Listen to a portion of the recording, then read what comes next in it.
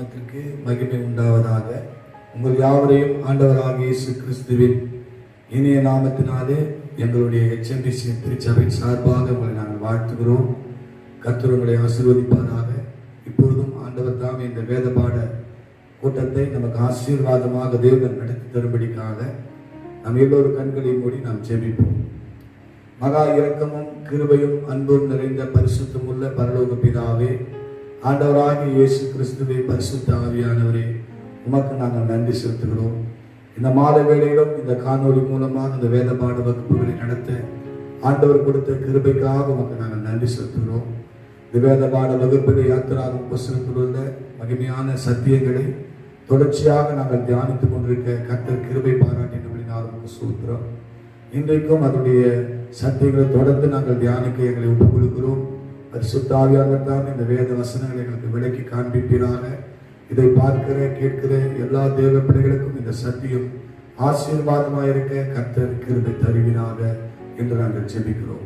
முற்றிலுமாக எங்களை நாங்கள் தாழ்த்துகிறோம், பெருமையாக்குகிறோம். மீட்பெரும் ரட்சகருமாகிய இயேசு கிறிஸ்துவின் மூலம் வேண்டிக் கொள்கிறோம், ஜீவனுள்ள நல்ல பிதாவே, ஆமென். கர்த்தருடைய நாமம் மகிமைப்படுவதாக. இந்த நாளிலும் இந்த வேத ஆராய்ச்சி கூடுகையில தேவனை ஆராதிக்கும்படியாக கடந்து வந்திருக்கிற உங்கள் ஒவ்வொருவரையும் ஆண்டவராகிய இயேசு கிறிஸ்துவின் மீதான நாமத்தில் வரவேற்கிறேன். தேவனை நாம் ஆராதிக்க போகிறோம். நம்முடைய தேவன் அவர் அழகான தேவன். அவர் அப்படியாக தான் அவர் நம்மையும் பூமியில அவர் படைத்திருக்கிறார். வேதத்துல நாம் பார்க்கும் பொழுது உலக பிரகாரமான ஒரு ராஜாவை பார்ப்பதற்கே எஸ்தருக்கு அத்தனை நாட்கள் ஒரு ப்ரிப்பரேஷன், ஒரு ஆயத்தம் தேவைப்பட்டது. ஸோ அதே போலதான் இந்த பூமியில ஒவ்வொரு நாளும் தேவன் நம்மை ஆயத்தப்படுத்தி கொண்டே இருக்கிறார். இப்பொழுது கூட அவருடைய அழகை நாம் பாட போகிறோம். அப்பா, நீர் 10,000ங்களில் சிறந்தவர், சாரோனின் ரோஜா, லீலி புஷ்பம் என்று சொல்லி இந்த பாடலை நாம் பாட போகிறோம். உங்களோட கூட சேர்ந்து இந்த பாடலை பாடி என்னோட நாமத்தை நம்ம மகிமைப்படுத்துவோமா?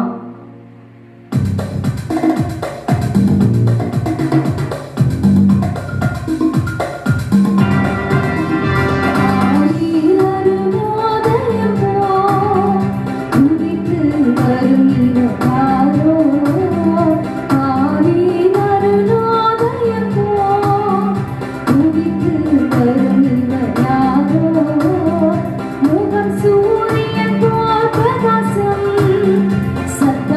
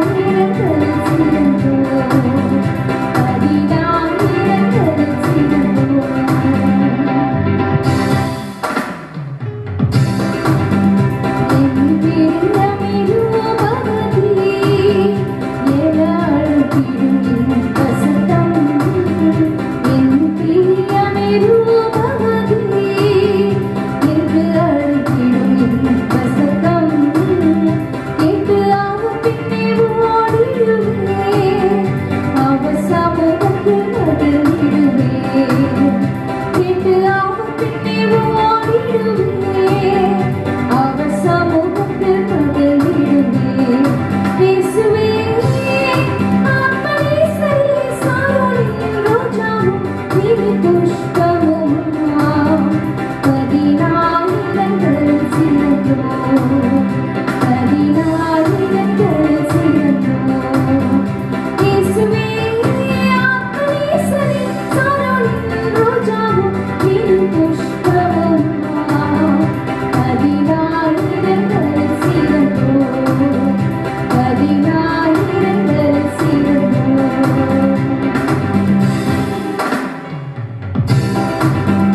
என் நேசரினுடையவரே, அவர் மார்பில் சாய்ந்திடுவேன்.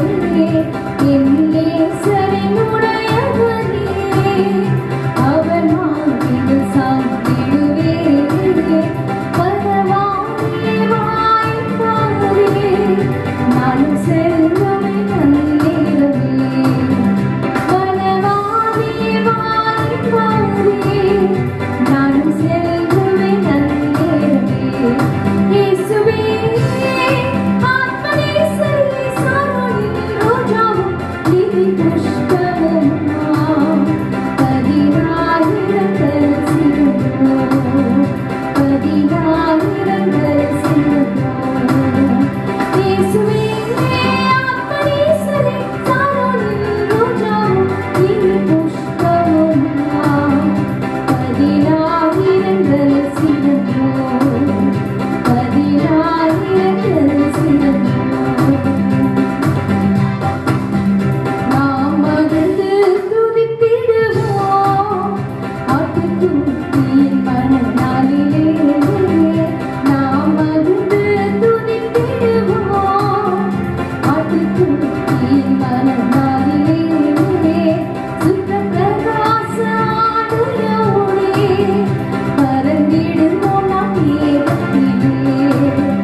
சுத்த பிரகாச ஆடையோடே பறந்திடுவோம் நாம் மேகத்திலே.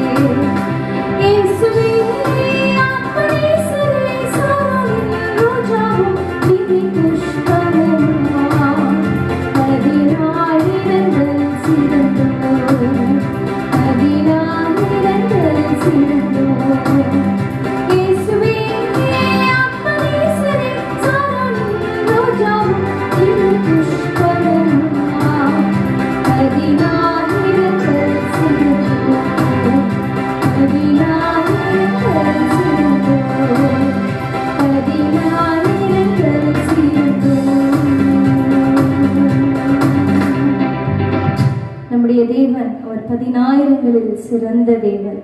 நம்முடைய தேவன் நம்மை ஒவ்வொரு நாளும் அவர் ஆயத்தப்படுத்திக் கொண்டிருக்கிறார். அவரை பார்க்கும்படியாக எவ்வளவு ஒரு மகிழ்ச்சியான ஒரு நாளாக இருக்க போறது என்று யோசித்து பாருங்களேன். தேவனோடு நித்தியமா இந்த பூமியில எந்த ஒரு கவலையும் இல்லாம இதை செய்யணும், அதை செய்யணும், வேலைக்கு போகணும், இதை பண்ணணும், அதை பண்ணணும், எவ்வளவு கவலை நம்மளை சுற்றி. ஆனால் அந்த நாளிலே தேவனோடு இருக்கும் அந்த நாளில் வெறும் மகிழ்ச்சி மாத்திரம்தான். மகிழ்ச்சியோடு தேவனை ஆராதிப்போம். ஆடி பாடி நடனமாடி தேவன் அருகில் அமர்ந்து உட்கார்ந்து அவரையே சுற்றி சுற்றி எவ்வளவு ஒரு ஆனந்தம். ஸோ அப்படிப்பட்ட அந்த நாளுக்காக நாம் ஒவ்வொரு நாளும் நாம் ஆயத்தப்பட வேண்டும். இதுல இந்த ஒரு சரணை எனக்கு ரொம்ப பிடித்திருந்தது. என்ன பார்த்தீங்கன்னா, நாம் மகிழ்ந்து துதித்திடுவோம், ஆட்டுக்குட்டியின் மணநாளிலே சுத்த பிரகாச ஆடையோடு பறந்திடுவோம் நம் மேகத்திலே. சொந்த நாளுக்காக தான் நம்ம எல்லாரும் காத்துட்டு இருக்கோம். ஒரு இம்மை போதிலே நாம் எல்லாரும் மறுரூபமாக்கப்பட்டு என்னுடைய சமூகத்தில் நம்ம எல்லாரும் எடுத்துக்கொள்ளப்பட போகிறோம். சொந்த நாளுக்காக நாம் ஆயத்தப்படுவோம், மற்றவர்களையும் நாம் ஆயத்தப்படுத்துவோம். கர்த்தருடைய வருகை மிக சமீபமாய் இருக்கிறது. தொடர்ந்து தேவன் தாமே நம்மை நடத்துவாராக. ஆமென். தேவனுடைய பரிசுத்த நாமத்திற்கு மகிமை உண்டாவதாக. தொடர்ச்சியாக இந்த வேத பாட வகுப்பிலே யாத்திராகம் புஸ்தகத்தில் உள்ள மகிமையான சத்தியங்களை நாம் தியானித்துக் கொண்டிருக்கிறோம். கடந்த வாரத்திலே ஆசாரிப்பு கூடாரத்தை குறித்ததான சத்தியங்களை நாம் தியானித்தோம். யாத்திராகம் 25ஆம் அதிகாரம் 8ஆம் வசனத்திலே வேதம் சொல்லுது, அவர்கள் நடுவிலே நான் வாசம் பண்ணேன், எனக்கு ஒரு பரிசுத்த ஸ்தலத்தை உண்டாக்குவார்களாக என்று எழுதப்பட்டிருக்கிறது. இந்த ஆசாரிப்பு கூடாரம் ஏன் என்று சொன்னால், நமது ஜனத்தின் மத்தியிலே தேவன் வாசம் செய்யும்படிக்காக உண்டாக்கப்பட்ட ஒரு கூடாரம் என்று சொல்லி கடந்த வாரத்திலே நாம் தியானித்தோம். இந்த கூடாரம், இந்த ஆசாரிப்பு கூடாரம் எதற்கு நிழலாட்டமா இருக்குது என்று சொல்லி நாம் கடந்த வாரத்தை நாம் தியானித்தோம். அது இயேசு கிறிஸ்துவுக்கு நிழலாட்டமா இருக்கிறது என்றும், பரலோகத்தை நோக்கி பயணம் செய்யும் விசுவாசிகளுக்கு அது அடையாளமாக இருக்கிறது என்றும், 3 வானத்துக்கு அடையாளமாக இருப்பதனாலே பரலோகத்திற்கு அது அடையாளமாக இருக்கிறது என்பதையும், மனிதன் திருத்துவத்திலே உண்டாக்கப்பட்டிருக்கிறான். ஆசாரிப்பு கூடாரமும் பிரகாரம், பரிசுத்த ஸ்தலம், மகா பரிசுத்த ஸ்தலம் என்று 3 பகுதிகளை கொண்டபடினாலே இது மனுஷனுடைய ஆவி, ஆத்மா, சரீரத்திற்கு அடையாளமாக இருக்கிறது என்பதை நாம் தியானித்தோம். அது மாத்திரமல்ல, 3 காலத்தையும் அது வெளிப்படுத்துகிறது என்பதை நாம் தியானித்தோம். கடந்த காலம், நிகழ்காலம், வருங்காலத்துக்கு அது அடையாளமாக இருக்கிறது என்று சொல்லி கடந்த வாரத்திலே நாம் தியானித்தோம். இந்த ஆசாரிப்பு கூடாரத்தின் மாதிரியை தேவன் மோசேக்கு காண்பித்தார். ஆனால் மோசே இதை கட்டவில்லை. தேவனுடைய ஆவியினாலே நிரப்பப்பட்டதான பெசலேயரும் அகோலியாவும் இன்னும் ஞானத்தின் ஆவினால் நிரப்பப்பட்ட அநேக தேவ மனிதர்களெல்லாம் இணைந்து இந்த காரியத்தை செய்து முடித்தார்கள் என்பதை கடந்த வாரத்திலே நாம் தியானித்தோம். அது மாத்திரமல்ல, இந்த கூடாரம் என்று சொல்லும்போது சாதாரணமான ஒரு கூடாரம் அல்ல. இது ஏறத்தாழ 1000 கோடி ரூபாய், இன்றைய கணக்கின்படி 1000 கோடி ரூபாய் மதிப்புள்ள பொருட்கள் அதுக்கு செலவிட்டப்பட்டபடினாலே அது ஒரு தேவனுடைய மாளிகையாக காணப்பட்டது என்பதை கடந்த வகுப்பிலே நாம் தியானித்தோம். பொதுவாக இந்த ஆசாரிப்பு கூடாரத்தில் உள்ள பொருட்களை பார்க்கும்போது 3 என்ற எண்ணை அடிக்கடி நீங்கள் வருவது நாம் பார்க்கலாம். ஆசாரிப்பு கூடாரத்தின் பகுதிகளை பார்க்கும்போது 3 பகுதிகள் உண்டு. 1 பிரகாரம், 2வது பரிசுத்த ஸ்தலம், 3வது மகா பரிசுத்த ஸ்தலம் என்று 3 பகுதிகள் இந்த ஆசாரிப்பு கூடாரத்தில் உள்ளது. பிரகாரத்திலே 3 முக்கியமான பொருட்கள் உண்டு. 1 வாசல், 2வது பலிபீடம், 3வது வெண்கல தொட்டி. இப்படி 3 பகுதியை கொண்டது பிரகாரத்தில் இருக்கிறது. பரிசுத்த ஸ்தலத்தில் முக்கியமானவைகள் 3. தூபபீடம் இருக்கிறது, சமூக தப்ப மேஜை இருக்கிறது, பொன் குத்து விளக்கு. இந்த 3 பகுதிகள் பரிசுத்த ஸ்தலத்தில் உண்டு. மகா பரிசுத்த ஸ்தலத்திலே முக்கியமானவைகள் 3. உடன்படிக்கை பெட்டி, கிருபாசனம், கேருபீன்கள். இந்த 3 பகுதிகள் மகா பரிசுத்த ஸ்தலத்தில் உண்டு. உடன்படிக்கை பெட்டிக்குள்ளே பார்க்கும்போது 3 முக்கியமான பொருட்கள் இருந்தது. அது மோசேயுடைய கற்பலகைகள், மன்னா வைக்கப்பட்ட பொற்பாத்திரம், ஆரோனுடைய தரித்த கோல். அது மாத்திரமல்ல, வாசஸ்தலத்தின் அந்த 3 திரை காப்பவை 3 திரைகள் என்று சொல்லப்பட்டிருக்கிறது.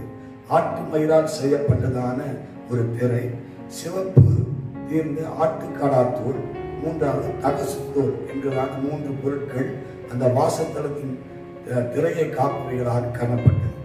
ஆசாரிப்பு கூடாரத்தில் பயன்படுத்தப்பட்ட உலோகங்கள் 3. 1 சுத்தமான பொன், 2வது வெள்ளி, 3வது வெண்கலம். இந்த 3 உலோகங்கள் ஆசாரிப்பு கூடாரத்தில் பயன்படுத்தப்பட்டது. இந்த ஆசாரிப்பு கூடாரத்தில் பயன்படுத்தப்பட்டுள்ள நிறங்கள் என்று சொல்லி பார்க்கும்போது 3 நிறங்கள் அதில் காணப்பட்டது. 1 சிவப்பு, 2வது ரத்தாம்பரம், 3வது இளநீலம் என்றதால் 3 நிறங்கள் காணப்பட்டது. இதில் ஒரு குறிப்பு அறிந்து கொள்ள வேண்டும். எல்லா நிறங்களின் கூட்டு வெண்மை, நிறமில்லாத நிலை கருப்பு. எனவே அடிப்படையில் இதை நாம் சேர்த்து கொள்ள கூடாது. அடுத்ததாக பிரகார தூண்களின் பகுதிகள் 3. வெண்கல பாதம் 1, 2வது சித்தி மரம், 3வது இந்த வெள்ளி குமிழ் என்று சொல்லப்படுகிறதான ஒரு பகுதி. இந்த தூண்கள் என்று சொல்லும்போது தேவனுடைய நாமத்துக்கு மகிமை உண்டாவதாக. இந்த ஆசாரிப்பு கூடாரம் முழுவதுமாக, அதாவது கிழக்கு, மேற்கு, வடக்கு, தெற்கு என்று சொல்லி அந்த சுற்றிலும் அமைக்கப்பட்ட அந்த தூண்கள் எத்தனை என்று சொல்லி பார்க்கும்போது 60 தூண்கள் அதில் நிறுத்தப்பட்டிருந்தது.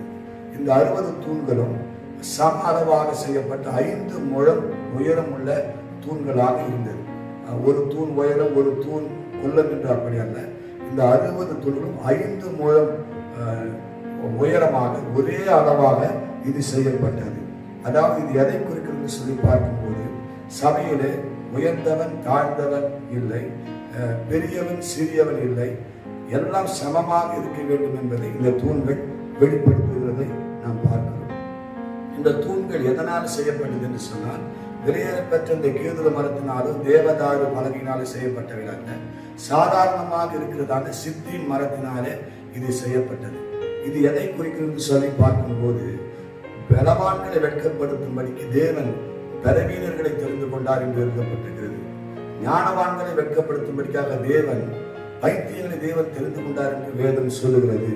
எனவே சாதாரணமாக காணப்பட்டதான சித்தி மரம் போல காணப்பட்டதான பேதுருவை பிரதான அப்போஸ்தலனாக கர்த்தர் மாற்றினார்.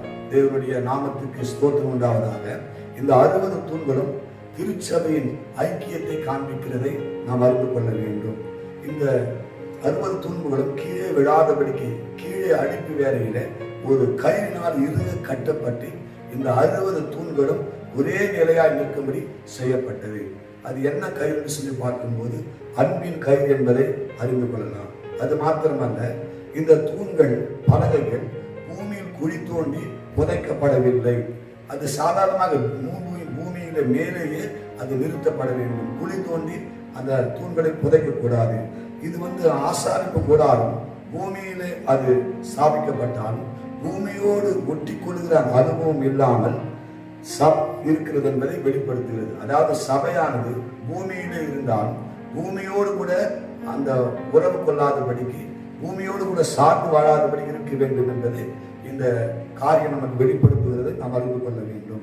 பரிசுத்த ஸ்தலத்திலே 3 தூண்கள் 3 பாகங்கள் இருக்கிறது. அது ஒன்று மரம், 2வது வெண்கல பாகம், 3வது மூடப்பட்ட தகடு என்று சொல்லப்பட்டிருக்கிறது. மகா பரிசுத்த ஸ்தலத்திலே தூண்களின் பாகங்கள் 3. ஒன்று வெள்ளி பாதங்கள், 2வது சித்தி மரம், 3வது பொன்னாலான மேல்தகடு. இப்படி 3 என்ற எண் அடிக்கடி ஆசாரி கூடாரத்தில் எல்லா இடங்களிலும் வருகிறதை நீங்கள் அந்த வேதத்தை வாசிக்கும் போது நீங்கள் அறிந்து கொள்ளலாம். இந்த கூடாரத்தை குறித்து இன்னும் சில காரியங்களை நாம் அறிந்து கொள்ள வேண்டும். இது கூடாரமாக இருந்தாலும் இதற்கு நிரந்தர அளவுகள் உண்டு என்பதை அறிந்து கொள்ள வேண்டும். ஏதோ கூடாரம் என்று சொன்னால் நம்முடைய இஷ்டப்படி போடுவது அல்ல. அது நிரந்தரமான ஒரு அளவினால செய்யப்பட்ட ஒரு கூடாரம். அது மாத்திரமல்ல, இந்த கூடாரம் இந்த வனாந்தரத்தில் எங்கெல்லாம் இஸ்ரவேல் ஜனங்கள் பாலை இறங்கினார்களோ அங்கெல்லாம் அந்த கூடாரத்தை ஸ்தாபித்தார்கள். அப்படி ஸ்தாபிக்கப்பட்ட போது எப்போதும் இந்த கூடாரத்தின் வாசல் கிழக்கு நோக்கியே இருக்க வேண்டும் என்பதை தேவன் வலியுறுத்துவதை பார்க்கிறோம். இந்த கூடாரத்தை சுற்றிலும் திரை அந்த திசைக்கு 3 கோத்திர வீதம் 4 திசைகளிலும் 12 கோத்திரத்தாலும் பாளையம் இறங்க வேண்டும். எங்கே இந்த கூடாரம் அமைக்கப்பட்டாலும் கிழக்கிலே, மேற்கிலே, வடக்கிலே, தெற்கிலே இந்த 12 கோத்திரத்தாரும் 3 கோத்திரமாக பிரித்து அந்த கூடாரத்தின் 4 திசைகளிலும் அவர்கள் பாளையம் இறங்கினார்கள். ஒவ்வொரு திசையிலும் பாளையம் இறங்கியுள்ள 3 கோத்திரத்துக்கும் பொதுவான ஒரு தலைவரும் ஒரு கொடியும் அங்கே கொடுக்கப்பட்டதை நாம் அறிந்து கொள்ள வேண்டும். இந்த 4 திசைகளிலும் இஸ்ரவேல் ஜனங்கள் 12 கோத்திரத்தால் பாளையம் இறங்கினாலும் இந்த கோத்திரத்துக்கு முன்னடியிலே லேவின் குடும்பத்தாராகிய 4 கூட்டத்தார் அவள் கூடாரத்தை அமைத்து அவள் காணப்பட வேண்டும். ஆரோனின் குடும்பத்தார், கெர்சோனியர் இந்த கூடாரத்தார், அந்த கூட்டத்தார், மெராரியர் என்கிறதான கூட்டத்தார், கோகாத்தியர் என்கிறதான அந்த 4 லேவியர் கோத்திரத்தை சேர்ந்த 4 தலைவர்கள் இந்த 4 திசைகளிலும் அவர்கள் தங்கினதை நாம் பார்க்கிறோம். மேற்கு பக்கத்தில் மனாசே, எப்பிராயிம், பென்யமீன் கோத்திரத்தால் பாளையம் இறங்கினார்கள். இதற்கு கெர்சோன் தலைவராக நியமிக்கப்படுவதை பார்க்கிறோம். கிழக்கு பக்கத்திலே இசக்கார், யூதா, செபுலோன், இதற்கு மோசே, ஆரோன் இந்த பக்கம் அவர்கள் பாளையம் இறங்கினார்கள். வடக்கு பக்கத்திலே நப்தலி, தான், ஆசீர் கோத்திரத்தார் இருக்க வேண்டும். அதற்கு மெராரியர் என்றான ஒரு தலைவன் அங்கே நியமிக்கப்படுகிறார். தெற்கு பக்கமாக சிமியோன், ரூபன், காத் இந்த 3 கோத்திரத்தார் இருக்க வேண்டும். இதுக்கு கோகாத்தியர் தலைவராக நியமிக்கப்படுகிறதை நாம் பார்க்கிறோம். தேவனுடைய நாமத்துக்கு ஸ்தோத்திரம் உண்டாவதாக. இந்த 4 பக்கத்திலும் இந்த 3 கோத்திரத்தார் ஒரு தலைவரின் அடிப்படையில் அவர்கள் பாளையம் இறங்கினார்கள். 4 கொடிகள் அவர்களுக்கு கொடுக்கப்பட்டது. கிழக்கு திசையிலே பாளையம் இறங்கினதான 3 கோத்திரத்தாரும் யூதாவின் பாளையம் என்று அழைக்கப்படுகிறது நாம் பார்க்கலாம். இவர்களுக்கு ஒரு கொடி கொடுக்கப்பட்டிருக்கிறது. அந்த கொடியிலே சிங்க முகம் கொடி அவர்களுக்கு கொடுக்கப்பட்டது. மேற்கே பாளையம் இறங்கினதான 3 கோத்திரத்தாரும் எப்பிராயிம் பாளையம் என்று அழைக்கப்பட்டது. அதற்கு ஒரு கொடி கொடுக்கப்பட்டது. அது காளை முகம் உள்ளதான ஒரு கொடி. தெற்கு பாளையத்தில் இறங்கின 3 கோத்திரத்தாரும் ரூபன் பாளையம் என்று அழைக்கப்பட்டது. இந்த பாளையத்தில் உள்ள அந்த கொடிக்கு மனுஷமுகம் கொடியாக கொடுக்கப்பட்டது. வடக்கே பாளையம் இறங்கின 3 கோத்திரத்தாருக்கு தானி பாளையம் என்று அதற்கு பெயர். இதற்கு கழுகு முகம் கொடுக்கப்பட்டது. நீங்கள் யாத்திரா புஸ்தகத்தை நீங்கள் வாசிக்கும் போது இந்த கொடிகளில் தான் அந்த உருவங்கள் அந்த யாத்திரா புஸ்தகத்தில் சொல்லப்படவில்லை. ஆனால் எசேக்கியேல் 21ஆம் அதிகாரம் 1ஆம் அதிகாரம் 10ஆம் வசனத்தையும் வெளிப்படுத்தின 4ஆம் அதிகாரம் 7ஆம் வசனத்தையும் வாசிக்கும் போது இந்த முகங்கள் சொல்லப்பட்டிருக்கிறதை நீங்கள் அறிந்து கொள்ளலாம். அதாவது புதிய ஏற்பாட்டில் 4 சுவிசேஷங்களின் மைய கருப்பொருளை 4 முகங்களும் நமக்கு நினைப்பூட்டுகிறதாக இது வெளிப்படுத்துகிறதை நாம் அறிந்து கொள்ள வேண்டும். நீங்கள் மத்தேயு சுவிசேஷத்தை வாசிக்கும் போது மத்தேயுவிலே இயேசு கிறிஸ்துவின் முகம் சிங்க முகமாக சித்தரிக்கப்பட்டிருக்கிறது. அதாவது மத்தேயுவிலே இயேசுவை யூதருடைய ராஜா என்று சொல்லி மத்தேயு வெளிப்படுத்துகிறதை நாம் பார்க்கிறோம். மார்க்கு சுவிசேஷ புத்தகத்தில் இயேசு கிறிஸ்துவை காளை முகமாக அது வெளிப்படுத்தப்படுகிறது. அதாவது பாடுபடும் நாயகர் என்கிறதான இந்த காரியம் இந்த மார்க் புஸ்தகத்தில் சொல்லப்பட்டிருக்கிறது. லூக்கா புஸ்தகத்தில் இயேசு கிறிஸ்துவை மனுஷகுமாரன் என்று அழைக்கப்படுகிறது. இது மனுஷ முகம் என்று அது சொல்லப்படுகிறது. மனுஷகுமார் என்று அழைக்கப்படுகிறார். யோவான் புஸ்தகத்தில் கழுகுக்கு ஒப்பாக கழுகு முகம் உடையவராக உன்னதத்தின் தேவனாக இயேசு கிறிஸ்து அங்கு வெளிப்படுத்தப்படுவதை பார்க்கிறோம். இப்படியாக இந்த இஸ்ரவேல் பாதையும் தேவனுடைய சித்தத்தையும் தன்மையும் நமக்கு வெளிப்படுத்துகிறது. எனவே தேவ ஆவியை பெற்றதான சபையானது கிறிஸ்துவை சரியானபடி இந்த பூமிக்கு உலகத்துக்கு எடுத்து காட்ட வேண்டியதான பொறுப்பு திருச்சபைக்கு உண்டு என்பதை இந்த சத்தியத்தின் மூலமாக நாம் அறிந்து கொள்கிறோம். தேவனுடைய பரிசுத்த நாமத்திற்கு மகிமை உண்டாவதாக. இந்த ஆசாரிப்புண்டாகிற 3 பகுதிகள் சொல்லப்பட்டிருக்கிறபடினாலே இந்த 3 பகுதிகளையும் நாம் தனித்தனியாக பிரித்து நாம் தியானிக்க போகிறோம். ஆசாரிப்பு கூடாகிற 3 பகுதிகள் உண்டு. 1 பிரகாரம், 2வது பரிசுத்த ஸ்தலம், 3வது மகா பரிசுத்த ஸ்தலம். இந்த பிரகாரத்தை தான் நாம் தியானிக்க போகிறோம். இந்த பிரகாரத்தில் முக்கியமானவைகள் 3. 1 வாசல், 2வது பலிபீடம், 3வது வெண்கல தொட்டி. இந்த வாசல் என்று பார்க்கும்போது இந்த பிரகாரத்தின் முன்பகுதியில் சரியாக 20 முழ அகலத்திற்கு வாசல் அமைக்கப்பட்டிருக்கிறது. இந்த ஆசாரிப்பு கூடாரத்தில் தேவனுடைய பரிசுத்த நாமத்துக்கு ஸ்தோத்திரம். இந்த ஆசாரிப்பு கூடாரத்துக்கு ஒரே வாசல் தான். 4 திசைகளிலும் பாலை நிறைந்துள்ள மகா பெரிதான இந்த கூட்டத்திற்கு பொதுவான ஒரே வாசல் மட்டும்தான். பலிபீடத்துக்கு செல்ல வேண்டும் என்று சொன்னால் இந்த வாசலை தவிர வேறு வாசல் கிடையாது. இந்த வாசல் எதை வெளிப்படுத்துகிறது? நானே வழியும் சத்தியமும் ஜீவனமாய் இருக்கிறேன் என்று சொன்ன ஆண்டவராய் இயேசு கிறிஸ்துவை வெளிப்படுத்துகிறது.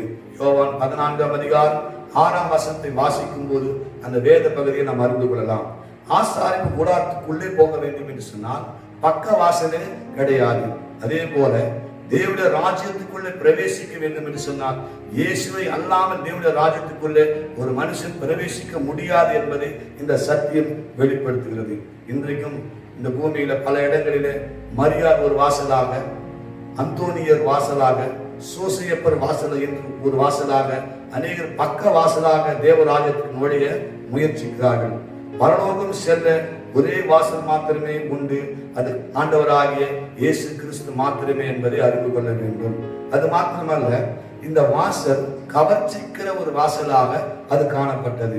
இயேசு கிறிஸ்துவை சிலுவையில் அறையப்பட்ட போது அவரை பார்க்கும்போது விரும்பத்தக்க ரூபம் அவருக்கு இல்லாதிருந்தது என்று சொல்லி ஏசாயா அதை குறித்து தீர்க்க தரிசனமாக சொல்லியிருக்கிறத நாம் வேதத்தில் வாசிக்கிறோம். அவருடைய சரீரம் உழப்பட்ட நிறம் போல் ஆகிவிட்டதாம். அவருடைய முகம் அந்த கீடு அடைந்தது என்று எழுதப்பட்டிருக்கிறது. ஆனால் நம்முடைய நேசரை குறித்து வேதம் சொல்கிறது. உன்னால பாட்டின் புஸ்தகம் 5:10 அவர் வெண்மையும் சிவப்புமானவர் என்று சொல்லப்பட்டிருக்கிறது. உன்னத பாட்டு 5:14 நாம் வாசிக்கும் போது அவருடைய தேகம் இந்திர நீளம் என்று எழுதப்பட்டிருக்கிறது. வெளிப்படுத்தல் 1:14 நாம் வாசிக்கும் போது அவருடைய கண்கள் அக்னி ஜுவாலை போன்ற கண்கள் என்று எழுதப்பட்டிருக்கிறது. தேவனுடைய பரிசுத்த நாமத்திற்கு மகிமை உண்டாவதாக. இந்த ஆசாரிப்பு கூடாரத்தின் வாசலில் தொங்கிய அந்த திரைச்சீலை நாம் பார்க்கும்போது அந்த திரைச்சீலை வெள்ளை நிறத்திலும் சிவப்பு நிறத்திலும் இளநீலும் ரத்தாம்பரம் என்கிற 4 விதமான அந்த நூலினால நெசவு செய்யப்பட்டதாக அது காணப்பட்டது. அதை பார்க்கும் போது அது எல்லா மக்களையும் கவர்ச்சித்து இருக்கக்கூடிய அழகுத்தன்மை நிறைந்ததாக அது காணப்பட்டது. இந்த 4 நிறங்களும், அதாவது வெண்மை, வெள்ளை, சிவப்பு, இளநீலம், ரத்தாம்பரம் என்ற இந்த 4 நிறங்களும் இயேசு கிறிஸ்துவினுடைய 4 சுபாவங்களை வெளிப்படுத்துகிறதாக அது காணப்படுகிறது. வெள்ளை என்பது அவர் பரிசுத்தர் என்பதை வெளிப்படுத்துகிறது.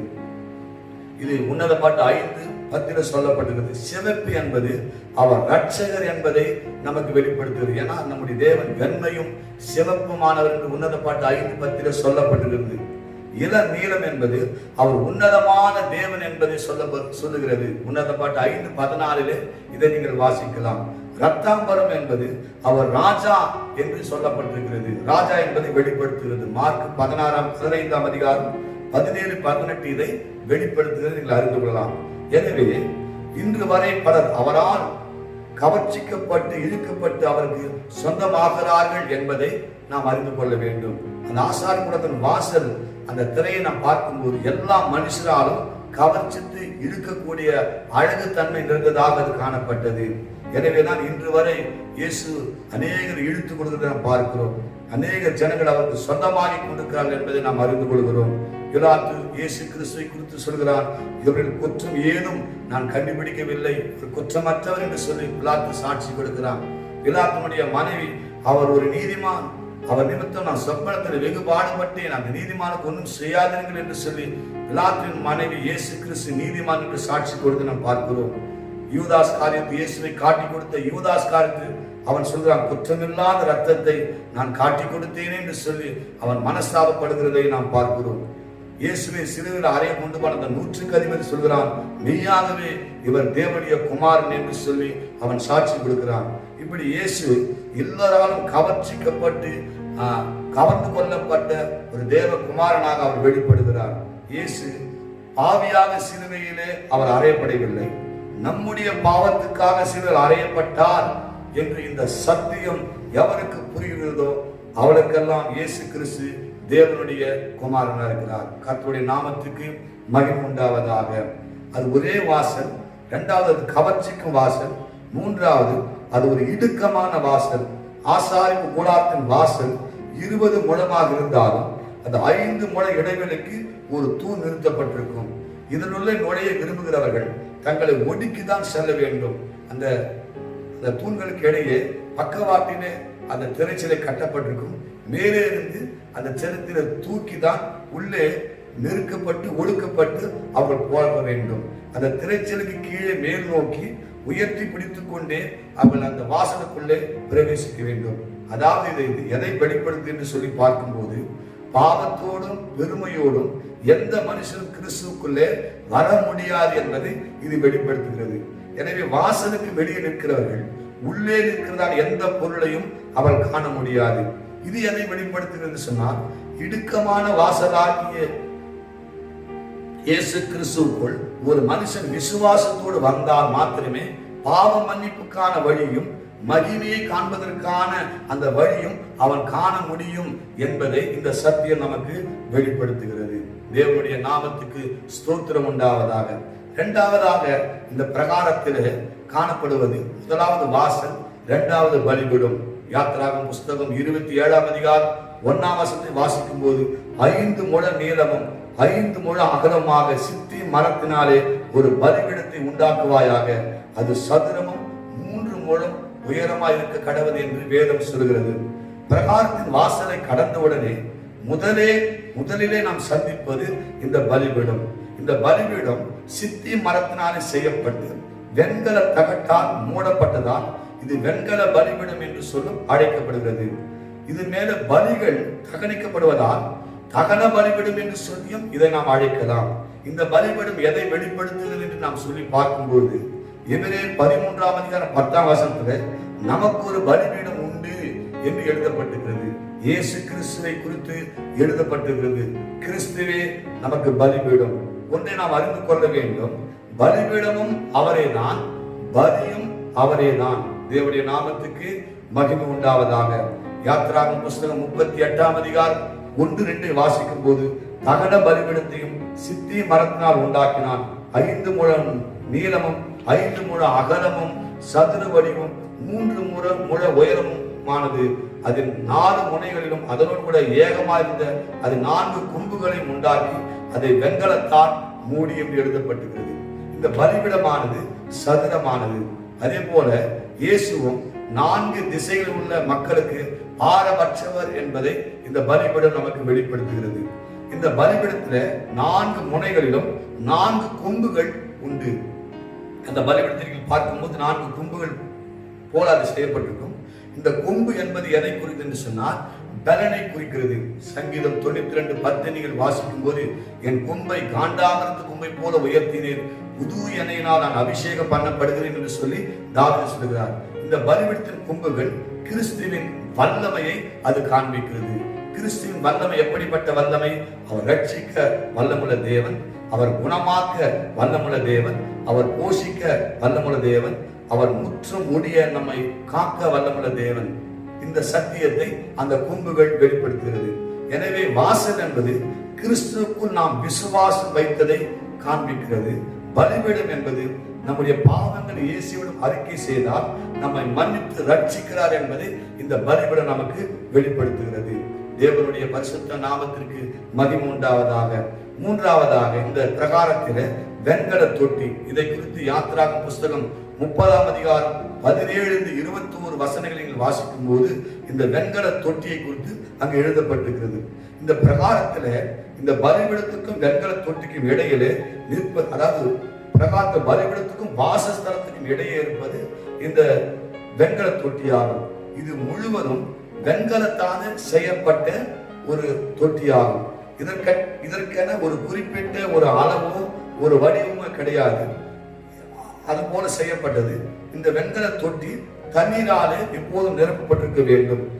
ஆசாரிக்கு ஊழியம் செய்கிறதான ஆரோனுடைய குமாரர்கள் ஆசாரியர்கள் இந்த பலிபீடத்துக்கு போய் அந்த பலி செலுத்தி அவர்கள் பரிசுத்த ஸ்தலத்துக்குள்ளே போக வேண்டும் என்று சொன்னால் அவர்கள் தங்களை கைகளையும் கால்களையும் சுத்திகரித்துக் கொள்வதற்காக எப்போதும் அங்கே தண்ணீர் அந்த தொட்டியில நிரப்பப்பட்டிருந்ததை நாம் அறிந்து கொள்ள வேண்டும். இந்த வெண்கல தொட்டிலிருந்து நாம் எதை அறிந்து கொள்கிறோம் என்று சொன்னால், எதை கற்றுக்கொள்கிறோம் என்று சொன்னால், வெண்கலம் என்பது தேவனுடைய நியாய தீர்ப்பை குறிக்கிறது என்று சொல்லி ஒரு பொதுவான ஒரு கோட்பாடு. வெண்கலம் என்று சொன்னாலே அது தேவனுடைய நியாய தீர்ப்பு என்பதை நாம் அறிந்திருக்கிறோம். ஆனால் யாத்திராகமம் 38ஆம் அதிகாரம் 8ஆம் வசனத்தை வாசிக்கும் போது, ஆசாரிப்பு கூடாரத்தின் அந்த வாசனைகள் கூட்டம் கூட்டமாக கூடின ஸ்திரீகளின் தற்பணங்களாலே வெண்கல தொட்டியும் அதன் வெண்கல பாதத்தையும் உண்டாக்கினான் என்று அந்த வேத வசனத்தில் சொல்லப்பட்டிருக்கிறது. அதாவது தங்கள் முகங்களை பார்க்கும்படி பெண்கள் கண்ணாடியாக பயன்படுத்தின மெருகேற்றப்பட்ட வெண்கல தகடுகளினாலே இந்த தொட்டி செய்யப்பட்டது. அந்த நாட்டில் இப்போது பாதரசம் பூசப்பட்ட கண்ணாடியில் நம்முடைய உருவத்தை பார்க்கிறோம். ஆனால் அந்த காலத்துல எல்லாம் அப்படி கிடையாது. வெண்கலத்தை பாலிஷ் போட்டு தன்னுடைய முகத்தை அந்த ஸ்திரீகள் பார்த்துக் கொள்வார்கள். அப்படி தன்னுடைய முகம் பார்க்கும்படிக்காக கண்ணாடியாக பயன்படுத்தின மெருகேற்கப்பட்டதான வெண்கல தகடுகளினாலே இந்த வெண்கல தொட்டி செய்யப்பட்டது.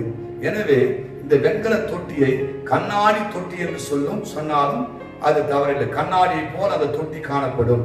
எனவேதான் இது வேத வசனமாகிய கண்ணாடிக்கு நிழலாட்டமாக இருக்கிறது என்பதை யாக்கோபு 1ஆம் அதிகாரம் 22-23 வசனங்கள் நீங்கள் வாசிக்கும் போது அறிந்து கொள்ளலாம். இந்த வெண்கல தொட்டியில் உள்ள தண்ணீர் பரிசுத்த ஆவியானவரை இது காண்பிக்கிறது. தேவனுடைய நாமத்துக்கு ஸ்தோத்திரம் உண்டாவதாக. இந்த தொட்டி வைக்கப்பட்ட நோக்கம் என்னன்னு சொன்னா, சுத்திகரிப்பு செய்யும்படிக்காக தான் இந்த தொட்டி வைக்கப்பட்டு இந்த தொட்டியில தண்ணீரால் நிரப்பப்பட்டது. தொட்டி சுத்திகரிப்பு செய்யாது, தொட்டியில் உள்ள அந்த தண்ணீர் தான் சுத்திகரிப்புக்கு பயன்படுத்தப்பட்டது. அதாவது வசனம் பரிசுத்த ஆவியால் நிறைவோடு போகும்போதுதான் சுத்திகரிப்பு உண்டாகும். இன்றைக்கு பிரசங்கிக்கிறார்கள், ஆனால் சுத்திகரிப்பு உண்டாக்குவதில்லை. சாதாரணமாக பிரசங்கிப்பதை விட பரிசுத்த ஆவியின் நிறைவோடு வசனத்தை பிரசங்கிக்கும் போது அது சுத்திகரிப்பு உண்டாகும் என்று சொல்லி எபேசியர் 5ஆம் அதிகாரம் 26 நீங்கள் வாசிக்கும் போது நீங்கள் அறிந்து கொள்ளலாம். இப்படி இந்த பிரகாரத்தில் உள்ள 3 முக்கியமான காரியங்கள் என்னென்று சொல்லி பார்க்கும்போது, வாசல், பலிபீடம், தொட்டி. இதான் பிரகாரத்திலே 3 முக்கியமான காரியங்கள். இந்த 3ம் எதை வெளிப்படுத்துகிறது என்று சொல்லி பார்க்கும்போது, விசுவாசித்து தேவனை ஏற்றுக்கொள்ளுதல், ஒப்பு கொடுத்து ரட்சிக்கப்படுதல், ஞானசானம் பெற்று கழுவப்படுதல். இந்த 3 அனுபவங்களை தான் இந்த வாசல், இந்த பலிபீடம், இந்த வெண்கல தொட்டி வெளிப்படுத்துகிறது. ஆகவே இந்த 3 காரியங்களை நாம் அறிந்து கொள்ள வேண்டும். அதாவது இயேசு கிறிஸ்துவை விசுவாசித்து ஏற்றுக்கொள்ள வேண்டும். இரண்டாவது, நம்ம சரியாக நம்முடைய ஆவியாத்ம சரித்து ஒப்பு கொடுத்து ரட்சிக்கப்பட வேண்டும். மூன்றாவது, ஞானஸ்தானத்தை பெற்று நம்முடைய பாவங்கள் போக கழுவப்பட வேண்டும் என்று சொல்லி இந்த பிரகாரத்தில் என்ற 3 பொருட்களின் சத்தியங்கள் நமக்கு வெளிப்படுத்துகிறது. தேவனுடைய பரிசுத்த நாமத்திற்கு ஸ்தோத்திரம் உண்டாவதாக. எனவே ஆசாரிப்பு கூடாரத்தில் உள்ள அந்த முக்கியமான பகுதியில் பிரகாரத்தில் காணப்பட்டதான அந்த 3 அந்த காரியங்களை குறித்து நாம் தியானித்தோம். இந்த சத்தியங்கள் உங்களுக்கு ஆசீர்வாதமாக இருக்கும் என்று சொல்லி நான் விசுவாசிக்கிறேன். தொடர்ந்து அடுத்த வகுப்பிலே பரிசுத்த ஸ்தலத்தில் காணப்பட்ட 3 பொருட்களையும், மகா பரிசுத்த ஸ்தலத்தில் காணப்பட்ட அந்த 3 பொருட்களின் சத்தியங்கள் என்ன, இயேசு கிறிஸ்து அது எப்படி பிரதிபலிக்கிறது என்பதை வரக்கூடிய நாட்களில் வேத பாடக்கூடத்திலே நாம் அறிந்து கொள்ள போகிறோம். கர்த்தர் உங்களை ஆசீர்வதிப்பாராக.